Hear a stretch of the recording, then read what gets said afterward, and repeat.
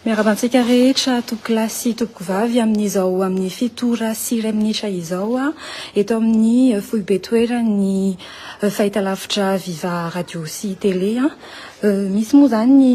mpitandro ny filaminana amin'izao fotoana izao izay anatanteraka fisavana moa zany eto amin'ity toeram-piasana ity ka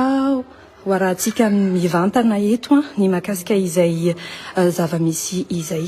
Efa nanomboka tamin'ny 1:10 minitra teo moa ireo mpitandro ny filaminana ireo no niantrana teto amin'ny Viva Arena Ivandry hanatanteraka izay fisavana izay. Hatramin'ny orana tonga avan'izy ireo teo moa mbola tsy fantatra mazava ny tena antony izay fisavana izay fa mbola ao anatin'ny fifampiresahana miaraka amin'ireo tompon'andraikitra eto amin'ny fahitalavitra Viva ihany koa moa zany ireo mpitandro ny filaminana ireo fa hoarahantsika mivantana eto amin'ny pejiny Viva Info ny andindininy izay fisavana ho tanterana eto amin'ny Foibe toerany Viva TV sy radio izay.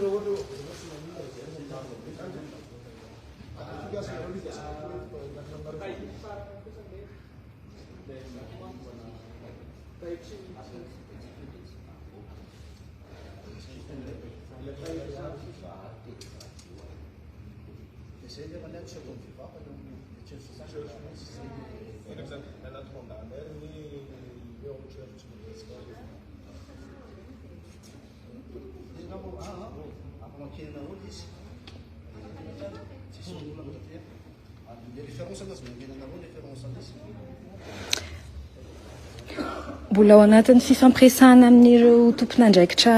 eto anivon'ny fahitalavitra Viva televiziona sy radio moa zany amin'izao fotoan'izao ny tompon'andraikitra sy ny mpitandro ny filaminana amin'izay tena mahakasika ny antony izay fisavana ho tanterana eto amin'ny Foibe toerany Viva Arena izay ka mbola ao anatin'izay fifampiresahana izay moa zany izy ireo amin'izao fotoana izao.